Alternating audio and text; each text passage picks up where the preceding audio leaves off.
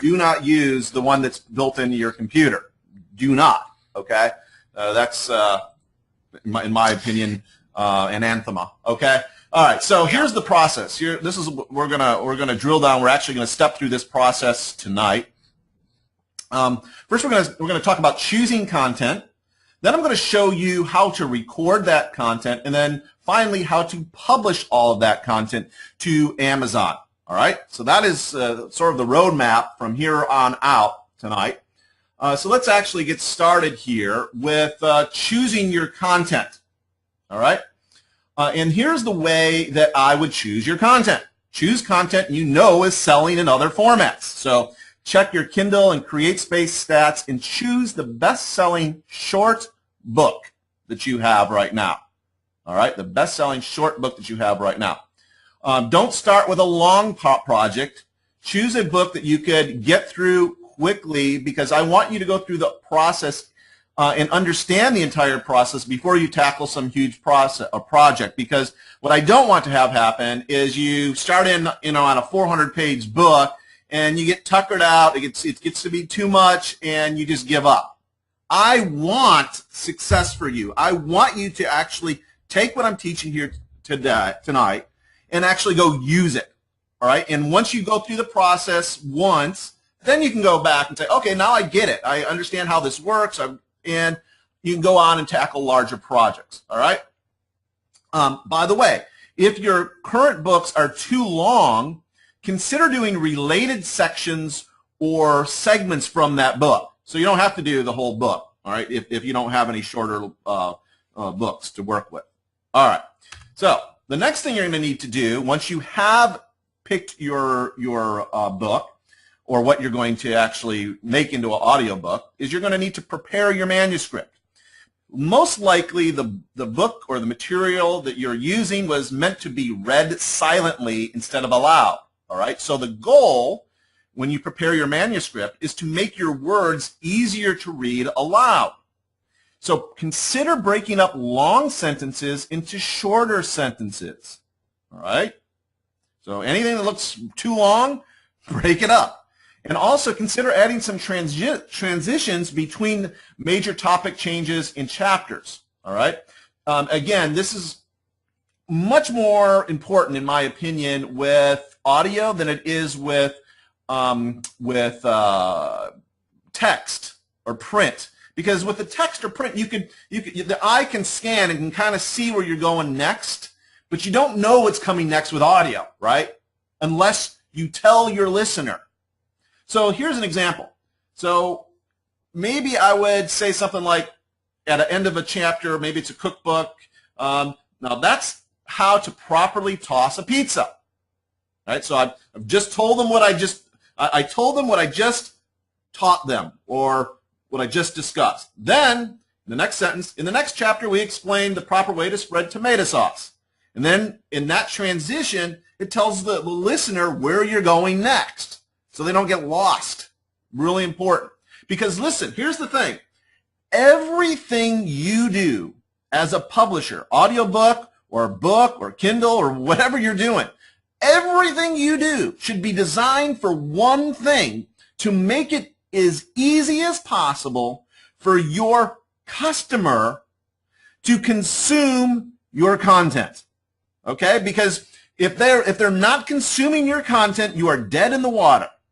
It will not make for long-term financial health for you. Okay? So that's one of the reasons why this you may think, well, this is kind of basic stuff. No, yes, it is basic, but it is really important that you get this and that you understand that mindset. How can I make whatever I'm doing here, audio-wise or any content, with any content that I'm putting out into the marketplace? How can I make that content more easily consumable by my reader, my listener? Okay? All right. So with that said, the next thing I want to talk to you about here is some recording basics, some real basics for recording. All right. First off, obviously, record in a quiet place. So if you hear anything going on, a dog barking, a train siren, whatever, the the dryer, you know, buzzer. If you hear something, your microphone will hear it. Just assume that the microphone is hearing everything that you could hear. So what I would suggest, until you can get something set up and really rocking, all right, start off in your closet. I'm actually telling you to go into the closet, okay? Because it is full of clothes. It deadens the sound, so you don't get the echoing effect, and it'll make for a much better recording.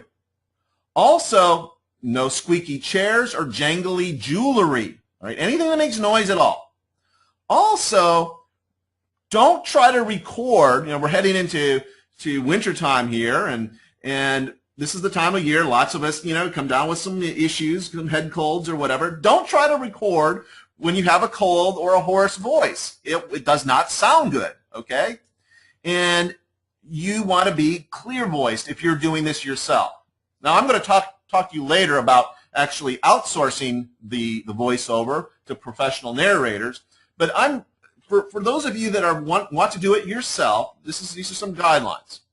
Also, read the words on the page, all right, when you're recording. Don't add or subtract. So don't try to ad-lib in there. Get your script on the page, and that's what you read. Also, print your manuscripts as loose leaf so that you could silently turn the pages you read, or better yet, read from your Kindle, iPad, or your Nook. Now, another really cool thing here is a free teleprompter software, and it's really, really powerful. It's called qprompter.com. And in fact, I should show it to you. Let me show it to you so that you can see how cool it really, truly is. Let me bring that into your screen here, and I'm going to go to Q Prompter, and here it is here. And let me grab a bit of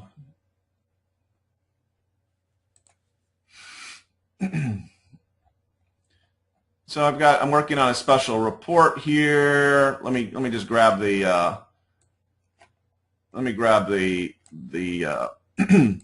the disclaimer here. Okay, so you're going to grab your text. Now, it says right here it's a max of 2,000 characters. I know that you probably can't see that. Let me make this a lot larger here.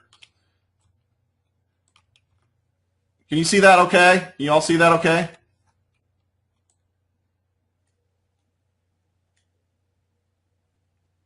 All right, so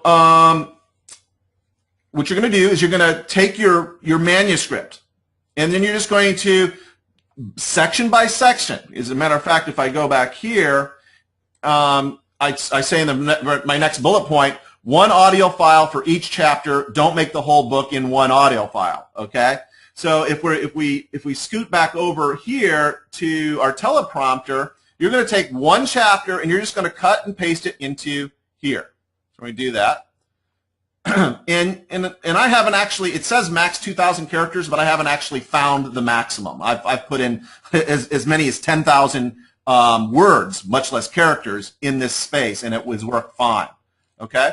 So with that, let me make this a little smaller again so we can see it.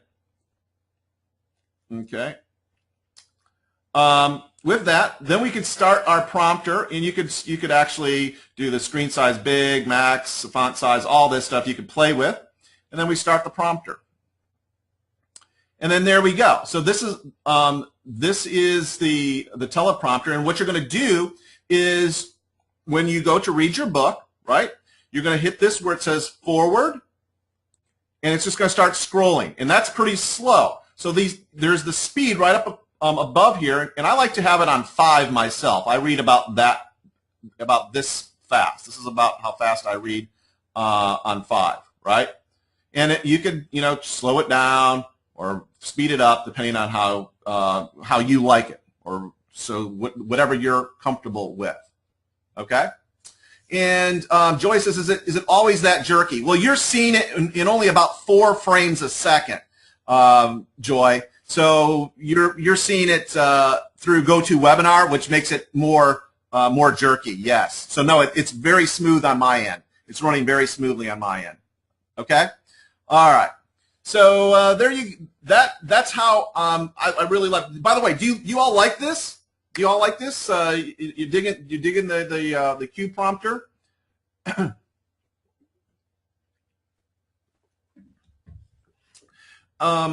This particular prompter cannot be downloaded, Rick, but there are free ones out there that can be. I like to do this because it's easy to demonstrate and it is online and it's free. Okay, cool. All right. All right. So let me go back to my PowerPoint here. Let's get rid of this. All right. Let's go on to the next one. All right. So the next thing we're going to do is we're going to do our recording settings for Audacity and how to record and edit. So a couple things I want to bring to your attention here. Okay. So I want you to make a line in your notes. And we're going to talk about actual recording and setting these particular values that I have here for you up in your Audacity, okay? Because you're going to need to set these all up special, and I'm going to show you how to do that in Audacity in just a second here. And then once we have that set, I'm actually going to show you how to record with it, but it's pretty simple. You just hit this little red circle and away you go. And to highlight, to edit, you simply highlight the bad stuff and you cut out the bad. You cut it out with that. Now I'm going to show you how to do this. I realize it's kind of hard to understand by looking at it just on a slide. So I'm actually going to, let me open up my Audacity here and show you how to set these settings and do all this stuff. Okay, one other thing. Let me just say, one other thing. When you first open Audacity for the very first time, Audacity will not make a MP3 because MP3 file format is actually a proprietary format. But the first time you go over here to File and then Export, no, it's not going to export here because I don't have anything. Actually, let me just record a little something here so I can show you. So we're recording here, right? And then we're going to stop it. And to record, by the way, I hit the little red circle, right? And we're going to stop it. Then I'm going to come over here, and then I'm going to export. All right, export. And one of the things that you can look at all these file formats you could export as. Look at that. Okay, you're going to want to export as an MP3 file. But the first time you do that, it's going to prompt you to go get what's called a lame DLL file, okay?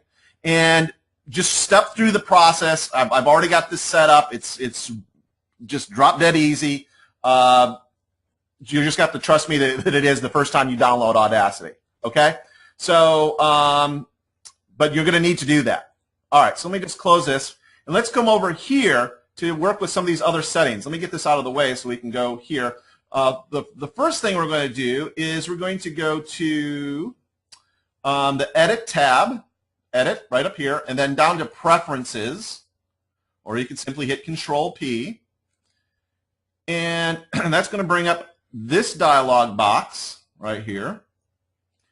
And now I've already got this set up just for this, but you're going to want to change your sampling rate here to what I have, 44. Just kind of use this drop-down box right here. Go to 44 100 hertz, and then change it here to default sample at 16-bit, just because that's what they want. All right. Now it's defaulted, and then hit OK. Now it's defaulted here for your 2 stereo files right here. So don't worry about that. That'll be already set for you. Now the last thing you have to worry about is this setting right here, which is you actually set it in a completely different place. It's over here. When you go to save this or export it as a MP3, okay, you're going to come down here. So let me do that again because I don't want you to miss it. I went to File, I went to Export, and then I've got an MP3 right here. Now, do you see this button right over here? This is important. This is actually a pretty tricky spot to see. It's kind of counterintuitive. But you see where it says options right here? You see that? Okay. Yeah, you're going to want to go there, okay, hit options, and then set your quality here at 320 kbps, okay? Because that's what CreateSpace wants, all right? Okay, so I'm going to say okay. We've got it all set up, and we're good to go. Now, I briefly taught you, let me expand this here. Let me get rid of this here. Well, let me show you again how to record. So you've got your prompter, your teleprompter running. You're going to hit the record button, and then you're going to start talking. You're going to start reading your manuscript, and you're making your book, and you're making your first chapter of your book, and you're making your first chapter of your book, and you mess up, you screw up, you say something you should have, you misspeak, whatever, you say or whatever. Then what you're going to do here is you're going to, and I learned this from my good friend Mike Stewart, you're going to actually snap your fingers where you have the problem. So let's just say and I don't want that in my recording. So I'm going to stop my recording after it's done. All right? Don't stop it when you make the mistake. Just keep going, but do this. Do this. Right? Oh, hold on. We're going to stop that. We're going to get rid of that. We're going to start talking, and we're going to start talking, and we're going to start talking, and that's what you're going to be doing. And I make a mistake, I snap my fingers.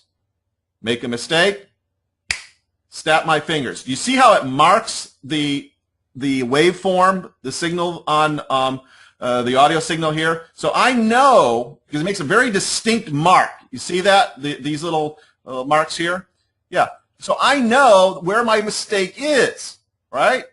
And this makes it so much easier to edit out. And let me show you how to edit it out. It's really quite simple. What you're going to do is, let's say that it's in between these two marks, these two snapping of my fingers, all right? And I want to take out this section. I'm going to click in that field, and then you see what happens when I click. I put my playhead, and then once if you can see these two fingers, there's like a little pointy finger. And once you have that pointy finger, you know that you're highlighting. You just hold down your your left mouse cursor arrow and then drag, okay? And then you go up here. Let me highlight this again. You go up here. It's right up here. And then you're just going to hit the scissors icon, and watch what happens. It goes away, okay? So Mike Stewart taught me you get rid of the bad and what's left is good, okay? Remember that, Mike? You taught me that years ago.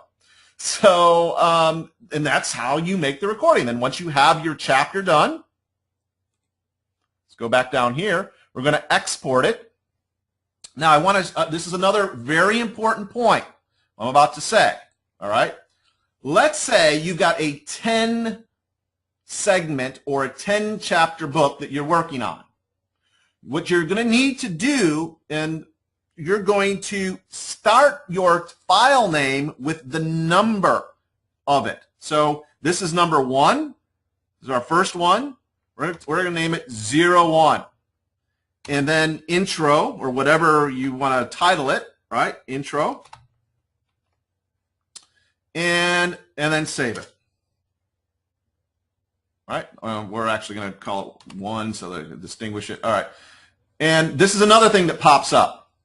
It gives you could actually put in metadata. In other words, you could put in the artist name, the track title, album number, track number, all this stuff. You could just fill in and hit OK. Or you don't have to. You really don't have to. All right? So I'm just going to say OK. And it's actually asking me, because I have 2 tracks here, if I can mix it down one into the other, and I'm saying OK. Yeah, that's cool. And there's our tract. Okay, now let's get rid of this.